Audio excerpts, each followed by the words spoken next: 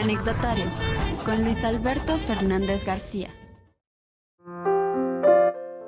Daniel Ortiz Moreno es violinista, docente y director de la Orquesta de Cámara de la Universidad Autónoma de Querétaro.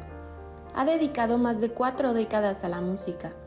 En el ámbito académico, ha sido docente en la Escuela de Bachilleres y en la Facultad de Artes de la UAC, en donde lideró proyectos como la Estudiantina de Bachilleres, con la que realizó 9 producciones discográficas y obtuvo premios nacionales. Su trayectoria combina interpretación, docencia y dirección, consolidándose como un referente en la vida cultural queretana. Hola, ¿qué tal? Bienvenidas, bienvenidos a este anecdotario de TV UAC. Y hoy hablaremos de música con un músico, intérprete, director de orquesta, docente. Y claro, para hacer todo eso, Daniel Ortiz, bienvenido. ¿Qué tal? Pues ¿Cómo tuviste están? que estudiar. Sí. Estudiar bastante. ¿Y por qué no nos platicas de cuándo empezaste a estudiar música y qué? ¿Y dónde? Ok. Antes que nada, muchas gracias por la invitación. Es un gusto estar aquí con ustedes. Igualmente, sí. Y pues bueno, yo me inicié a estudiar música a los 13 años. 13, Sí. en secundaria. Empecé en el Conservatorio Libre de Música. Antes de entrar a estudiar música como tal, un primo me enseñó a tocar guitarra. Ajá. Y ya fue de ahí que ¿Qué te gustó? nació la idea, me gustó, pero en la casa los hermanos dijeron, ¿qué hacemos con este niño inquieto que se la pasa en la calle jugando a las canicas y a todo eso? Vamos a centrarlo, y me inscribieron en el Conservatorio Libre de Música. Aquí en Querétaro. En Querétaro, sí. ¿Y en tu familia no hay músicos? No. Tú empezaste. Yo empecé y fue por curiosidad. Justamente en la calle vi a unos compañeros tocando la guitarra y me llamó la atención que tocaban el tema de Batman. Y fui vivía con nosotros un primo y le dije, ¿sabes qué? Quiero aprender a tocar guitarra, enséñame esta, y ahí empezó todo. Fíjate. Y de ahí me inscribieron en el conservatorio después. ¿En el conservatorio ya desde solfeo? Sí, ahí inicié estudiando piano con el maestro Ezequiel Martínez. Posteriormente sacaron la convocatoria, ¿quién quiere estudiar violín? ¿Quién dijo yo? Pasaron al salón a anunciar la clase de violín y como todo, levanté la mano y yo quiero. Y ahí empezó todo. Cuando tenías 14, 15 años. Sí, en 13, 14 años. Chiquito. Sí. Y el violín es el instrumento que ejecutas actualmente, ¿verdad? Sí. Ya yo tomé clases con el maestro Castillo, después empecé a tomar clases en San Miguel de Allende. A la par tomaba clases de guitarra en el Instituto de Bellas Artes, lo que era antes el Instituto de Bellas Artes, que es la Facultad de Bellas Artes ahora. Ahí tomé clases de guitarra con el maestro Antonio Cruz. Ajá. Entonces llegó un momento en que el maestro Antonio Cruz me ofreció que me fuera a México a seguir con la guitarra, pero me llamó ya más la atención el violín. O sea, como que ¿Por dije, qué no, sería? Es muy cerca del oído, ¿no? No, pues en el sentido musical, los dos instrumentos son muy buenos y me han servido mucho. O sea, todavía yo utilizo la guitarra, pero ya fueron decisiones que tomé ahí en ese momento. Ya para ese entonces estaba en la Orquesta de Cámara de la ciudad de Querétaro. Entonces me llamó más la atención el violín, ya empezaba realizábamos conciertos y todo esto. Porque tienes 2 hijas violinistas, ¿es correcto? Sí. O sea, contigo empezó ya una tradición familiar. Sí, empezaron ellas conmigo, ya después ya se encaminaron con otros maestros, lo que es Daniela y Emilia. Sí. Sí. Grandes violinistas, bueno, tengo muy presente. Daniela es la concertina de la Orquesta de Cámara de la Universidad. Sí, Daniela es la concertino de la Orquesta de Cámara de la Universidad Y bueno, es un puesto que se lo ha ganado, no es de que porque es mi hija, que soy hija del director. No, o sea, ella está en la orquesta desde que era la orquesta de cámara de la Facultad de Bellas Artes. Sí. Y siempre ha estado en ese puesto y pues ha sido de mucha ayuda y de mucho aprendizaje también para ella. Sí. Ya, antes de que nos platiques de tu trabajo como director de orquesta y como docente después, también tocas el violín en la Filarmónica del Estado todavía, ¿sí? Sí.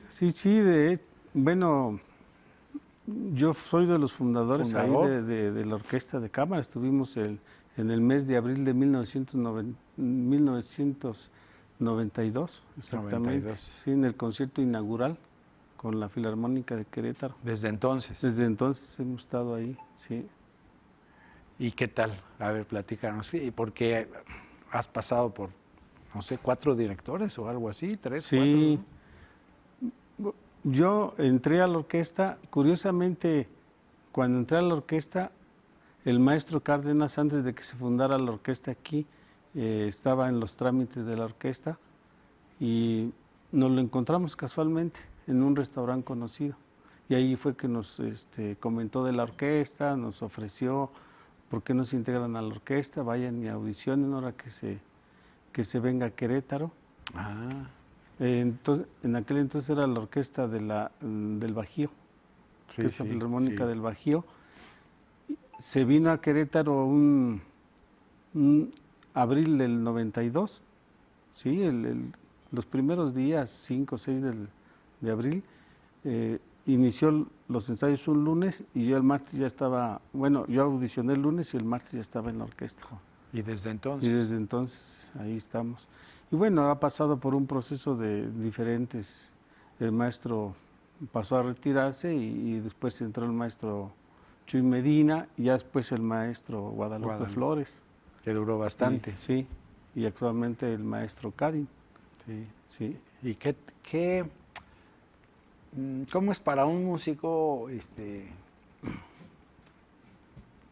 la relación con el director? Y cuando hay cambio de director, ¿qué le pasa a un intérprete? Pues sí, hay cierta incertidumbre, es como cuando cambian de papa, vamos.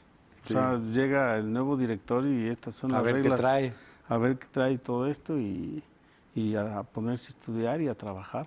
Pero realmente el bien común pues es la música, es hacer bien las cosas, disciplinarse. Y eso es lo importante. Sí. ¿Y percibes tú como intérprete mucho el estilo personal de un director en una obra? Por ejemplo, si tocas la misma obra con un director que con otro, ¿notas mucho el cambio? Sí. Sí, ¿verdad? Sí, se nota mucho porque el gesto en la mano, la técnica del director influye mucho para que la orquesta responda. De una manera. De una manera o de otra, sí. Bueno, y ahora eres director de una orquesta de cámara que ha ido creciendo en calidad y en cantidad. Pues sí. Ahí sí. ¿Cómo llegas y qué tuviste que estudiar para ser director? Que me imagino que son habilidades diferentes. Sí, todo en el caso mío, todo se fue dando y una cosa me llevó a otra. Cuando yo inicié aquí en la universidad, inicié en el 1998 en San Juan del Río formando una estudiantina. Curiosamente, por azares del destino, por medio de la Filarmónica fuimos a parar a Bachilleres Norte, a la prepa, a dar unos conciertos didácticos que en aquel entonces se realizaban mucho, todavía se siguen realizando. Y ahí ya en charlas con la coordinadora de aquel entonces, la maestra Marta Valerio, ella me integró, hablé con ella, ¿por qué no pide mi cambio? Y fue que me cambié a Bachilleres y ahí empecé a hacer una estudiantina. Sí. Y de ahí inició todo el proceso. O sea, el estar en una estudiantina, pues quiéralo o no, estoy dirigiendo. O sea, porque yo lo que aprendí toda mi vida que he estado en la Filarmónica, yo siempre me la paso viendo a los directores, aprendiendo de ellos. y lo que veía de ellos lo aplicaba en la estudiantina, o sea, en la forma de cómo enseñar, para que se vea reflejada la música mucho mejor. Entonces, en este sentido, siempre he estado dirijo la estudiantina. Curiosamente, hicimos un concierto de aniversario con la Filarmónica de Querétaro, con el 15 aniversario de la estudiantina. Estudiantina y orquesta. Y orquesta, un concierto de Navidad en el 2014. Algo que no se había hecho, supongo. Exactamente, fue algo así innovador que apenas, yo me atrevo a decir que fue la primera estudiantina que hizo algo así con una orquesta filarmónica. Con el maestro Flores. Con el maestro Flores, exactamente. Entonces la preparación de ese concierto fue de un año y entonces yo aplicaba, las formas de cómo dirigía el maestro Flores se las aplicaba a la estudiantina. Muchachos de 15, 16. Sí, y los ponía a 30 metros y sigan la mano y para que no se toparan o sea, que llegaran bien seguros al concierto. Obviamente, también el escuchar, el ver a muchos directores también eso ayuda. Claro. Curiosamente, cuando era niño, llegó un primo también con un set de discos de Karajan y me llamó, me flechó la Quinta Sinfonía de Beethoven. Curiosamente jugaba con la Quinta de Beethoven, ahí la repetía una batuta 10 veces, 20 veces, 100 veces y ahí según yo la estaba dirigiendo, sin pensar que alguna vez me fuera a dedicar inclusive a la música. Eso fue sí, pura curiosidad. Y ya después del 2014, lo que hice, después de esos 2 conciertos que dimos con la Filarmónica, hubo un cambio administrativo en bachilleres y me pasé a la Facultad de Bellas Artes. Y ya en la Facultad de Bellas Artes inicié con materias optativas de música de cámara. Y en ese proceso, obviamente, empezó a subir el nivel, hice agrupaciones, pequeñas agrupaciones de cámara, en las cuales se realizaron audiciones y eso les llamó la atención a los directivos. Para ese entonces se jubiló el maestro de la orquesta que dirigía la camerata de la universidad, la camerata de Bellas Artes, de la Facultad de Bellas Artes, que es el maestro Miguel Lepardo. Coincidió con que él se jubiló y entonces el maestro, el que era coordinador en ese entonces era el maestro Ismael, en conjunto con el doctor Eduardo, decidieron pues que tome la batuta el maestro Daniel Ortiz. Amén que ya vieron el trabajo que hice de música de cámara y todo el resultado ahí tuvo que ver también el concierto que realizamos con la Filarmónica, con la estudiantina. O sea, todo se juntó. Todo se juntó. Sí.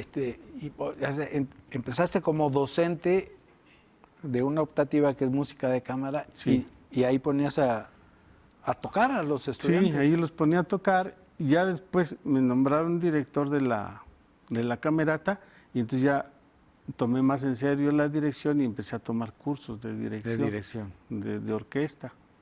¿Y ya te gustó dirigir? Y ya me gustó. En ese entonces el doctor Eduardo me dijo, ¿sabes qué? Quiero que inicien con el Gloria de Vivaldi. O sea, de repente, pero digo, no. ¿Y con qué coro? Sí, con el coro de ahí también de la facultad. Que ahora dirige Elba Flores, la hija de... Sí, de hecho, ese coro también lo inició ahí la maestra Elba Flores. Que canta muy bonito. Sí, ese coro, el Gloria de Vivaldi lo montamos con el coro ya dirigido por la maestra Elba. Y yo ya como director. Ya fue como que la nueva etapa de Bellas Artes. Y a raíz de ahí, de todo ese boom que se realizó, se puso el Requiem de Mozart, se puso Carmina Burana. De hecho, de Carmina Burana hicimos dos conciertos. Después de ahí hicimos las 4 estaciones, conciertos con compositores. Se vino la pandemia y surgió la idea que ya traíamos la inercia, se le ofreció a la doctora Tere que se formara La rectora de entonces. la rectora de entonces, que se formara la orquesta de cámara. Y yo se lo propuse al doctor Eduardo y el doctor Eduardo lo platicó Lo con impulsó. Sí, lo impulsó, exactamente.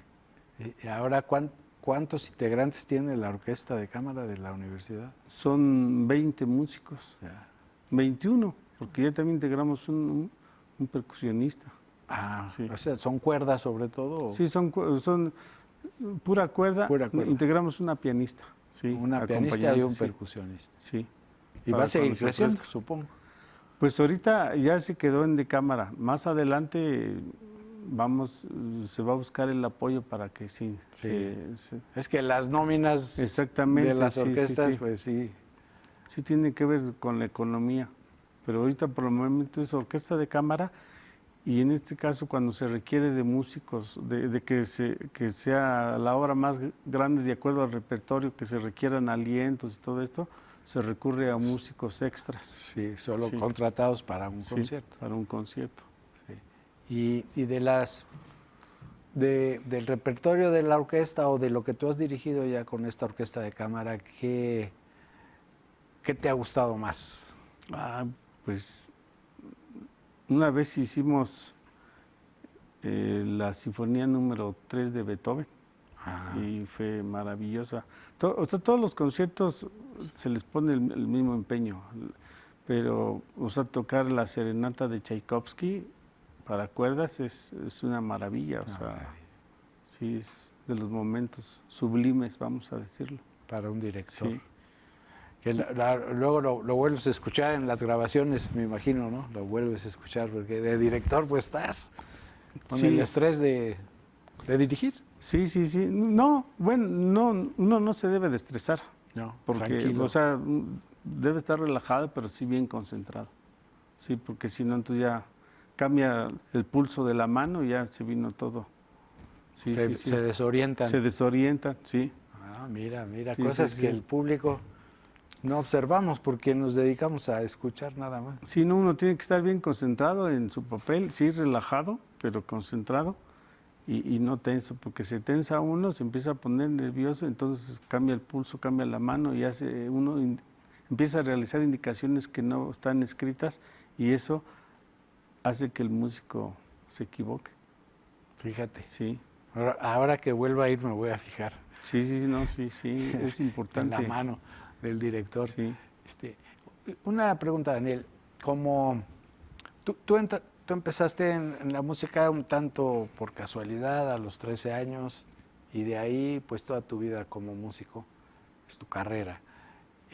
Pero como padre de familia, ¿cómo hiciste con tus hijas que les gustara la música? Es una pregunta difícil. Lo que pasa que uno siempre quiere lo mejor para la familia, pero uno a veces no toma las decisiones correctas. Pero yo traté de impulsar a ellas dentro de lo que yo pude, de orientarlas. En un principio, pues como todo, como buen padre, tomaron la materia como el instrumento, como algo obligatorio, o sea, como cualquier niño que parte de tu formación, ¿sí? Ya más adelante, ellas decidieron seguir en la música, que sí también de repente les entraba la cosquilla de otras carreras, pero se inclinaron por la música.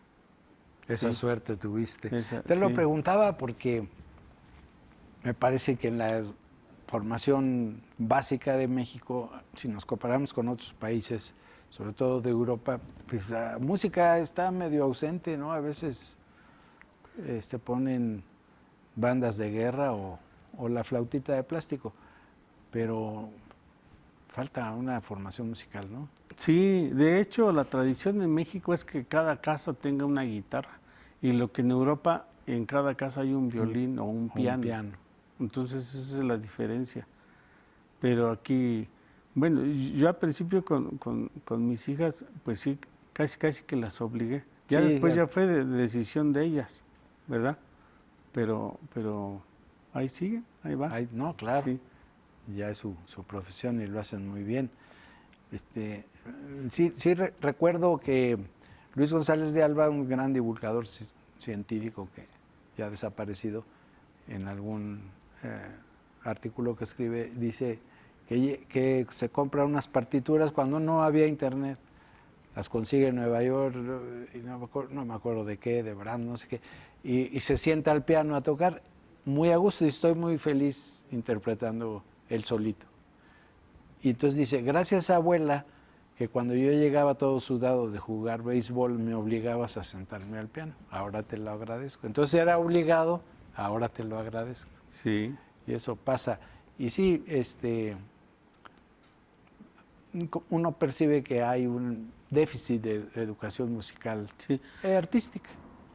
Aunque actualmente, ahorita ya hay muchos mecanismos para entrar a la orquesta, ya hay orquestas infantiles aquí en municipio, también en gobierno, en cultura, Secretaría de Cultura, donde las mismas familias pueden ir integrando a sus hijos. Sí. Sí. Y ya si le gusta a un Y niño, ya si les gusta, pues ya, y feliz. si no, o sea, de 100 que entren, que queden 10, ya es ganancia. En aquel entonces no existía nada. O sea, estamos hablando del 85, 80, nomás era un maestro, el maestro Castillo de Bellas Artes, el maestro Castillo del Conservatorio y el maestro Trejo de Bellas Artes. Entonces era lo único que había, no había maestros como ahora. Sí, qué bueno. No existían esas posibilidades. Qué bueno que se mejore Sí. el panorama. ¿Y cuál sería tu sueño con como músico, como director, con tu orquesta, con otra? ¿Qué te gustaría? ¿Cómo te ves en unos años? Pues yo quiero seguir dirigiendo. O sea, a la orquesta ya la veo, me la imagino consolidada. Sí.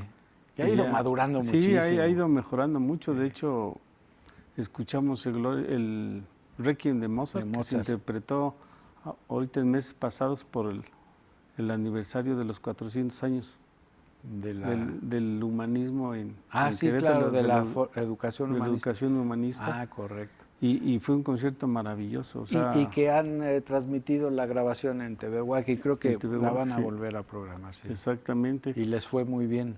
Fue un concierto maravilloso ese. Entonces, yo lo que veo es que yo quiero ver a la orquesta en un futuro, hacer un sueño, es que este espacio lo utilicen para que vayan y graben cada semana o cada 15 días a la orquesta. Porque siento que sí a veces se desperdicia mucho. Sí. Hay conciertos que hemos realizado que no se grabaron. Que me hubiera gustado, hubieran quedado maravillosos. Y es lo que requiere el público. Eso creo que está al alcance de la universidad perfectamente. Sí, no sé, llegar a acuerdos o algo que se pueda hacer para que siempre, no de vez en cuando, no una vez al año, sino siempre se graben los conciertos. Eso sería maravilloso porque así le llegamos a más público. Sí. Y se conoce más la orquesta. Me han llegado invitaciones de España. Por ejemplo, hay un compositor que quiere que se estrene su obra para violín y orquesta. Trajimos a un músico de Cuba a cantar canciones de Silvio y Pablo. Y todos ellos nos conocieron por medio del internet, de los videos que subimos. Claro, sí. Subiendo. Pues eso es un sueño muy realizable. Sí, sí, y vas a ver que sí va a ocurrir. Sería maravilloso. Casi seguro. Pues Daniel, muchas gracias desde luego por estar aquí en esta ocasión, pero también por los momentos que nos has hecho gozar oyéndote. No, pues gracias a ustedes, gracias a la universidad que nos ha dado tanto, gracias a mi familia también que me ha apoyado mucho y ahora sí que todo suma, todo ese trabajo en conjunto y el resultado es ese. Pues muy bien. Muchas gracias. Y gracias a ustedes por su amable atención. Hasta la próxima misma hora y mismo lugar.